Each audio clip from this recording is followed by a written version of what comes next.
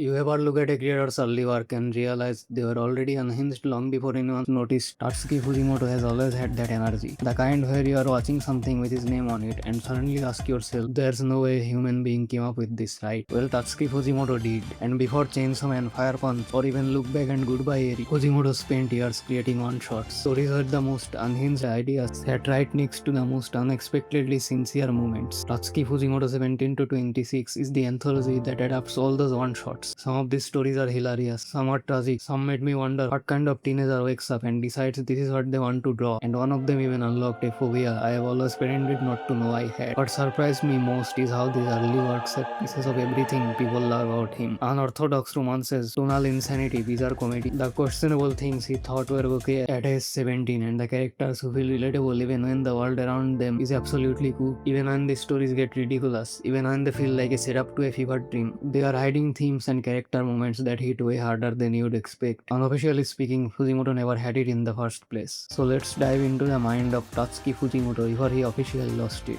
Before he jumped deeper, quick heads up, I say freaky shit sometimes. If something sounds slightly off canon, just roll with it. Fujimoto would approve. Starting off with the first one. A couple clucking chickens were still kicking in the schoolyard, features a setting where an alien invasion succeeded. The aliens have taken over everything. The aliens have a freaking transformation that powers them off. The story begins with a narration from a dude. It was pretty serious, and I got hooked, but the tone completely switched up. You are promised an outright bleak story, and you get that, but some of the story is from the perspective of the aliens. We see our temporary main character getting ready for school. His mother tells him not to keep a cute girl waiting. This sets up how the alien POV will be presented. These parts end up being comedic and pretty chill, something of a slice of life. To aliens, eating humans is the same as us eating cows and shit, and they did not spare any vegetarians either. But remember how I said it, and most of us. Two humans live on this schoolyard disguised as / acting like chickens. These aliens don't eat chicken. They haven't realized those are humans. It goes without saying the tone changes to serious when we see the human duo. The tonal change doesn't create any whiplash whatsoever. It's done really well. The story needed to move forward, so a transfer student comes along. This fugly piece of shit likes eating chicken so much, he powers up to get there faster. At least this dude likes chicken.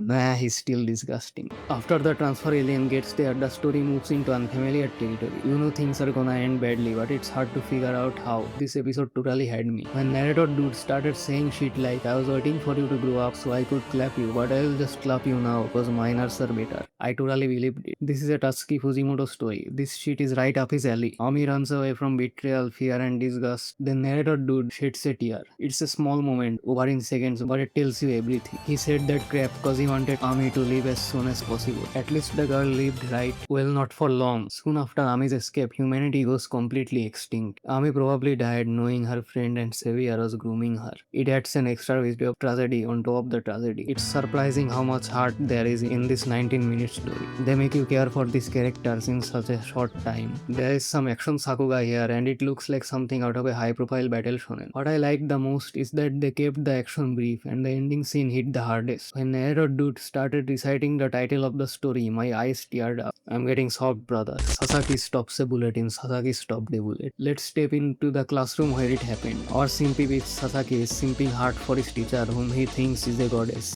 You know what your problem is? You're putting the pussy on the pedestal. But Sasaki's wet dream comes to a halt when a rival simp comes into the classroom with a gun. But Miss Pusalaya says she will do anything to save our students. We all know what anything means. Sasaki, however, isn't thinking straight. His priority right now is not letting Mr. Cowboy crack his Pusalaya. We also get to learn some shit about Sasaki. Dude wants to be an astronaut. Sasaki does become an astronaut by the end, and the CGI is awful. Let's come back to the past. Sasaki lashes out trying to fix the situation and catches a bullet. After going on bullet time, Sasaki awakens his inner edgy manipulator and convinces the virgin cowboy that he's a time traveler. He knows that Mr. Cowboy will turn himself in, go to jail, study, pick up soap, lose his V card, embrace his newly discovered bisexuality, go to his dream college, get married and live happily ever after. With that insane speed, Sasaki is able to preserve Pusalaya's kitty and save everyone. Sasaki's gaslighting scene has some solid character acting, and Mr. Cowboy's reactions were funny. I think this is the worst episode of this anthology, but it's still very unique and not something most people can make up. The colors change throughout defined points in the story, and I am sure these colors mean something, but I ain't researching all that. The message of this story and the way it's told is more interesting than the story itself. The message being the power of blind faith and simping for the right person can make the impossible possible. Cause you miss 100% of the shots you don't take. That isn't all. Sasaki's teacher was probably a real Pusalaya as well. Fujimoto delivered an uplifting message with this story, and he wrote it in the most outlandish way possible. I made fun of Sasaki a lot, but he is okay for the most part. Other than that, this just didn't hit that hard. Love is Blind is about a teen trying to confess to his crush. Bro is so fixated on doing this that he awakens the egoist eyes. He is faced with multiple obstacles such as the world's end, but he always keeps his priorities straight to hilarious effect. Love is Blind and Sasaki's Top to Bullet are two of the weakest episodes of this anime, both in terms of story and animation. There is some eye-catching Sakuga in the beginning, but the rest of the episode is rather limited. But I loved the way things are presented, so that made up for it. Sasaki's story wasn't even that serious, and when things tried to be serious, I couldn't take it seriously. Love is Blind keeps the over-the-top comedic energy going, and that works better. A freaking alien makes a cameo to ask the MC's permission to take over the Earth, but as I said, Bro can't concern himself with that. Dude has his priorities straight, and he ignores the alien. This story is too short. I would have preferred to have the level of absurdity be gradually built up. Some relatively smaller shit gets in the MC's way of confessing, then bam, it's an alien. And awesome thing about this episode is the relatable aspect. Most of you know how hard confessing can be. Not me though. Chicks always had the hots for me. Well, MC finally confesses, and the alien blushes and runs away to his spaceship. They are still gonna invade Earth. They are just gonna do it later. If this was some sort of prequel to Clucking Chickens, it would have made this so many times better.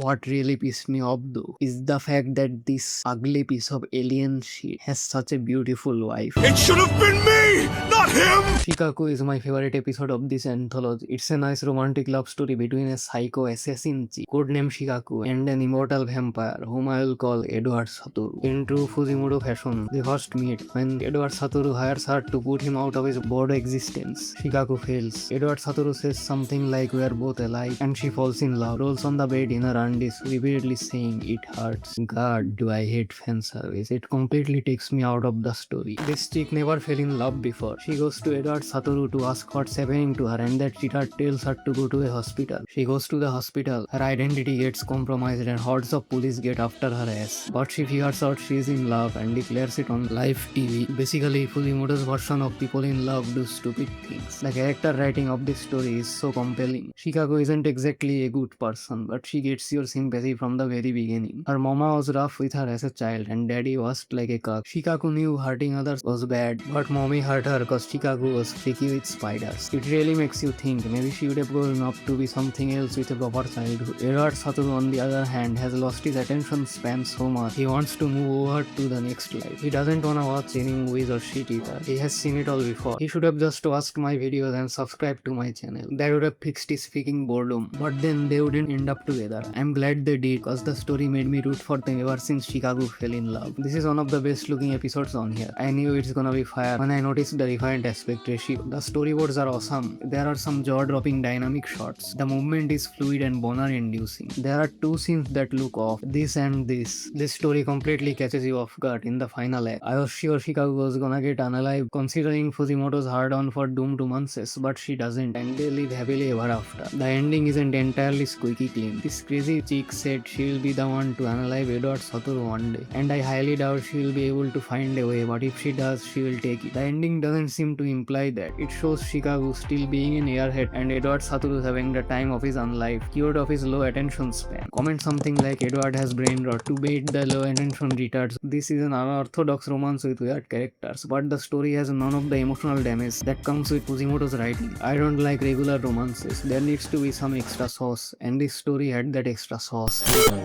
母さんは怖かったけど父さんはね、こんなに綺麗に笑う人になら食われてもいいと思うくらいには。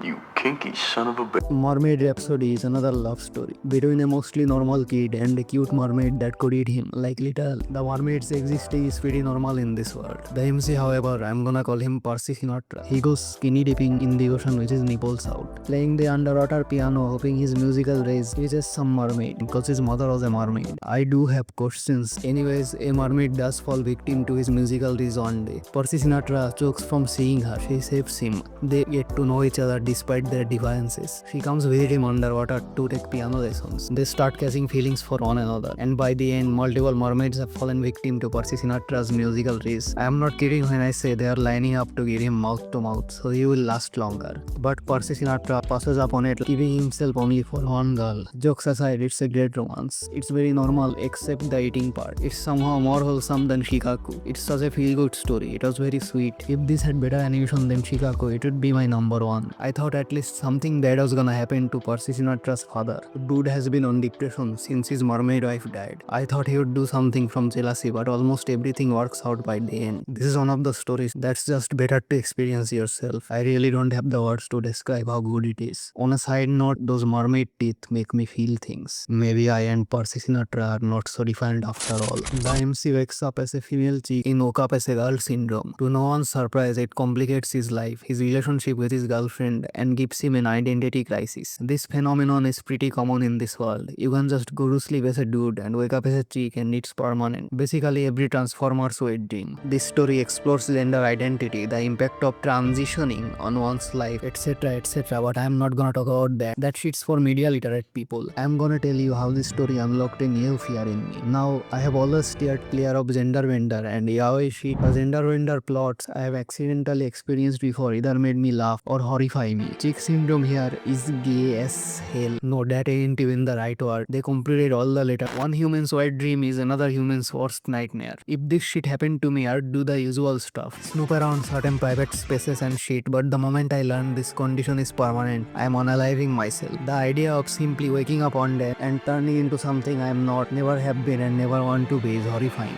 This right here is some metamorphosis level shit. Not that one, the other one. In the end, MC decides to be more of a man after turning into a chick. This shit should be inspiring for folks struggling with their masculinity and Transformers struggling to stay out of the graveyard, but it just ended up scaring me more. Living like that, bro. No! God! I don't want to take anything away from this story. This episode has the best aesthetic. Just look at this. The character acting is noticeably great, maybe the best. It's a well-written story and you choose how you interpret it. Two scenes really stood out to me. When folks started getting all freaky with MC, I was like, brother, you guys are completing all the letters. There is that scene where MC's girlfriend tried to force them into having coitus, but MC says they can't because they are chicks. That made me laugh. I thought they better learn the way of the scissor. This story had the unintended effect on me. It felt like I was watching surreal horror, although it was nothing like that. I never would have watched it if it wasn't part of an anthology. But don't go yet, hear me out. I have dumped a lot of phobia onto you, but let me clear the mood with a funny little story. I promise it's got something to do with the next episode of this anthology. So I was on my phone one day just chilling and stuff, but something came over me. I hopped on Chrome and searched Goth Mommy. Stay with me guys, this is where it gets good. After scrolling on the image section for a while, thinking Kanye showed up, staring into the depths of my soul. Now what I mean to say is, Kanye ain't no Goth Mommy, and Nayuta isn't evil. I mean, maybe she is some granny with an annoying voice prophesies she'll bring the end of the world. Her magic is actually the strongest. She has horns and she is also a retard, except she can only talk about destruction, murder and heinous shit. Almost everyone in this world is scared of her or outright wants to unalive her, but she has a loving big bro who will do anything to protect her. A media literate YouTuber might say this is an allegory for special children and the hardships them and their parents can face from the supposedly normal world, but I'm illiterate. I couldn't analyze subtext if my life depended on it, so let's talk about everything else. Nayuta is a problematic kid and Big Boo puts up with her antics, yet they just get bigger and bigger and start receiving stronger reactions from people, until it leads to Big Boo getting beat up bad and Nayuta gets pissed off enough to start the poo-poo-calypse. But Big Boo comes and smacks her on the head. She starts crying and stops her rampage. This is great writing by the way. It shows that Nayuta was still a child and she just threw an apocalyptic level feat. But think about it. What if she got angry after the smack? Older brothers have a protective instinct towards their sister and this story showcases exactly that. I also got some Sweet Home Alabama vibes from this episode. Before you judge me, I'm a Fire Punch reader, okay? I wouldn't say this shit if someone other than Fujimoto wrote it. He didn't go the Alabama route for this story. Not that I would have complained if he did. This story is very human, with a similar main character dynamic like in Clucking Chickens. Nayuta isn't completely bad at heart. She eats a lot and it's annoying as hell, but she did it because she was worried about her big bro starving for her. She never asked for any of this, and it made me smile when she started writing in order to express her feelings. I do have questions about the third act. But telling me the Japanese government isn't gonna hunt down this dangerous kid? Are these two just gonna move to Alabama and be happy? Is the peace only temporary and the government are secretly planning to jump them? Again, if something goes wrong, Nayuta will start tweaking out again, but she is in good hands. お前の裸をかき金賞をもらう。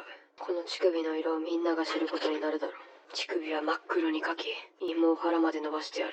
Yeah, the Alabama vibes are stronger in this one. Sisters is about two sisters who draw each other's pictures, more or less. This story is personal to Fujimoto since it's about drawing coochies. It's a different kind of expression of the sisterly bond and sibling rivalry among other things. It's the most grounded story of this anthology, but it made me feel the weirdest. Most of you already know that Sisters ain't no look back, despite being a good story. The pursuit to create art, rivalry, bonding through common interests, everything Fujimoto wrote in Sisters, he perfected in Look Back. This episode felt different to watch. Underneath all the weird shit, there's still a genuine sweetness, and I probably would have liked it better if I watched it before Look Back. The music also stood out to me, like in Nayuta of the Prophecies. To be honest, I would like it better if Fujimoto went full on Alabama, like in Fire Punch. Tatsuki Fujimoto 17 to 26 is solid. Each episode has something new in store for you. The quality of the storytelling and the animation can vary, but the animators always did something unique. Some episodes have these PowerPoint moments with some cozy music in the background, and they actually feel like a tribute to the manga. The themes and insanity of his later works are here as well, but they are dialed down. I don't know if you noticed, but most of these have happy endings. On top of that, they are extremely well written and satisfying endings, so much so that they became my favorite part for each episode. The stories don't entirely go the way you would expect them to. Many times I thought this would go wrong this way, but either it didn't go wrong or it didn't go wrong the way I expected. Fujimoto's writing is unique as always, and every episode I question myself, what kind of substances did this man have to abuse? It showcases the time when he was less crazier compared to his current self. If anything, this anime shows how Fujimoto's brain evolved, derailed, and produced some of the strangest, funniest, and most unexpectedly heartfelt stories he's ever written, and I find that fascinating. 7.5 out of 10.